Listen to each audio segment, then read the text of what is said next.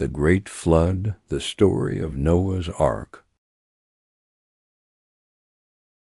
Across the land, but with this expansion came a deep moral decay that reached into every corner of society. Violence became commonplace, corruption shaped daily life. The purity that once defined the early generations had faded into a world torn apart by greed, cruelty, and indifference. The creation once described as very good now groaned under the weight of human wickedness. Pride drove humanity to live without restraint, and the intentions of the human heart were fixed on evil continually. Amid this collapsing world, there lived one man whose life stood in stark contrast to everything around him. His name was Noah. He walked a path of righteousness at a time when righteousness was almost unheard of. While others pursued violence and self-gratification, Noah lived with integrity, humility, and reverence for the Creator. He was not perfect, but he was faithful, and that faithfulness would become the foundation of the most extraordinary moment in human history. As the corruption of humanity intensified, the Creator looked upon the earth and saw that it had become utterly defiled. Human evil was spreading like a poison through creation itself. The decision that followed was both an act of judgment and an act of mercy. The world would be cleansed through a great flood, a global reset that would wipe away the corruption that had overtaken humanity. Yet even in this decision, grace remained. A remnant would be preserved, life would continue. And Noah was chosen as the one through whom survival would come. Noah received a command unlike anything ever given to a human being. He was to build an ark.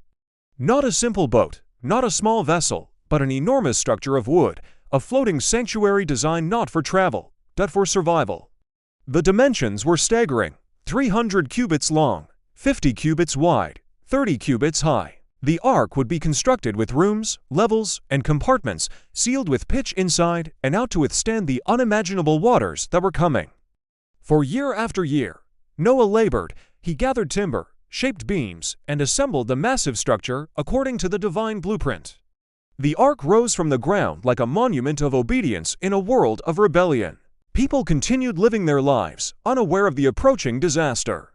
They ate, worked, celebrated, and mocked the idea of judgment, yet Noah persisted. Every hammer strike, every plank set in place was an act of trust in what had been revealed to him. When the ark neared completion, something remarkable began. Animals of every kind, great and small, tame and wild, began to gather. They arrived in pairs, guided not by Noah's effort, but by divine direction.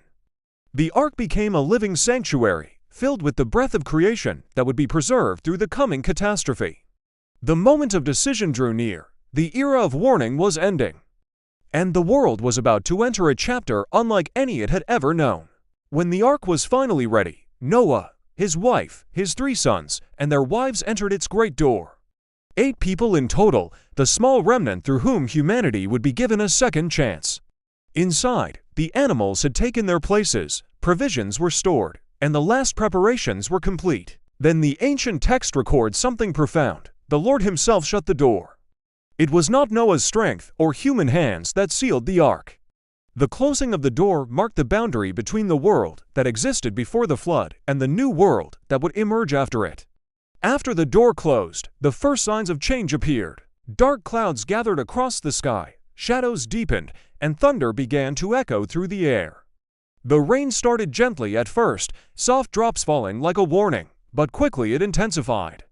What began as rain became a relentless downpour, a torrent of water so powerful it blurred the horizon and drowned out all other sounds. Yet the flood did not come from the sky alone. According to the ancient record, the fountains of the great deep burst open. The earth split apart, releasing subterranean waters with unstoppable force. Rivers overflowed their banks, oceans surged beyond their boundaries. Water rose from above and from below, engulfing everything in its path. Within days, the entire landscape was transformed. Valleys disappeared beneath rising waters. Forests vanished. Mountains that once stood as immovable landmarks were swallowed as the flood reached even their highest peaks. Every living creature outside the ark perished as the waters swept across the earth. It was the greatest natural disaster ever recorded, a divine cleansing of a world that had fallen beyond redemption. Inside the ark, life moved according to a new rhythm. There were no windows except a single opening near the top, and the world outside was hidden beneath darkness and water. The constant roar of the storm echoed through the wooden structure, accompanied by the creaking of beams as the ark rose on the floodwaters. Yet within its walls, there was preservation. The ark floated, guided by no rudder, steered by no human hand, carried solely by the waters of judgment and mercy. For 40 days and 40 nights, the rain fell without pause. But even after the clouds cleared, the earth remained completely submerged. The waters continued to dominate the planet for 150 days. During this time, the ark drifted over an endless ocean that covered the entire world. No land could be seen, no familiar landmarks remained. Everything that once existed had been reshaped or removed entirely. Noah and his family lived within the ark in a suspended world, neither part of the old creation nor yet part of the new. Eventually, the waters began to recede. Slowly at first, then with greater speed, as the great ocean drained back into its basins, the tops of mountains appeared. The ark came to rest upon the mountains of Ararat, a rugged and ancient region that lies between modern Turkey and Armenia. Yet Noah did not open the ark or descend immediately. The earth was still unstable, wet, and barren. To determine whether the land was livable again, Noah opened the window and released a raven, which flew back and forth over the receding waters. Later he released a dove, but it found no place to rest and returned. After 7 more days, Noah sent out the dove again, and this time it returned carrying an olive leaf in its beak, a small yet powerful sign that life had returned to the earth. After another 7 days, the dove did not return at all, indicating that the new world was ready. When the earth was finally dry, Noah removed the covering of the ark and stepped onto solid ground for the first time in many months. The world he entered was vastly different from the one he had known. The silence was profound, broken only by the sounds of wind and water still settling into their places. The landscape was reshaped, carved anew by the tremendous forces of the flood. There were no cities, no crowds, no signs of human civilization, only the beginning of a renewed creation that awaited its future. Noah, his family, and the surviving animals left the ark, walking into a world washed clean of corruption. Their footsteps marked the beginning of human history's second chapter. The magnitude of the moment was immense, life had been preserved, and the possibility of rebuilding rested with these 8 souls. Noah's first act was not to build shelter or explore the land. Instead, he built an altar, a gesture of gratitude and reverence toward the God who had preserved them through judgment. It was an acknowledgement that human survival had been granted not by luck or skill, but by grace. Following this act of worship came one of the most significant moments in the entire biblical narrative. The Creator established a covenant with Noah and his descendants, a promise that the earth would never again be destroyed by a flood. The cycles of nature would continue, seed time and harvest, cold and heat, summer and winter, day and night, all would remain. Humanity would be given the opportunity to live differently from the violent generations that came before. This covenant marked a new beginning, one rooted not in fear, but in assurance. As a sign of this eternal promise, something extraordinary appeared in the sky. A bow of radiant colors stretched across the clouds, the first rainbow. Its arc shone with vivid brilliance, a symbol of hope after devastation, a reminder that mercy remains even after the deepest judgment. The rainbow became a universal sign, visible to all future generations, reminding humanity of the covenant that preserved life and the grace that allowed the world to begin anew.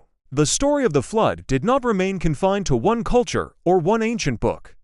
Throughout history, civilizations across the world have preserved memories of a great flood, from Mesopotamian and Sumerian records to legends in Asia, Africa, and the Americas. These widespread accounts testify to the profound impact this event left on early humanity. Noah's story continues to resonate because it touches universal themes: the consequences of unchecked corruption, the cost of justice, the power of faithfulness, and the hope of renewal. It is a story of destruction, but also of restoration. A story that reminds humanity of its responsibility to live with integrity and reverence. A story that teaches that even when the world reaches the depths of darkness, there remains the possibility of rebirth. The flood reshaped the earth, the covenant reshaped human destiny. And the rainbow became a reminder that hope is never lost. In the aftermath of judgment, a new world was given, a world built on mercy, promise, and the chance to begin again. The story of Noah asks every generation one thing: are we building our own ark or ignoring the warning? Thanks for watching. Feel free to subscribe if you'd like to see more.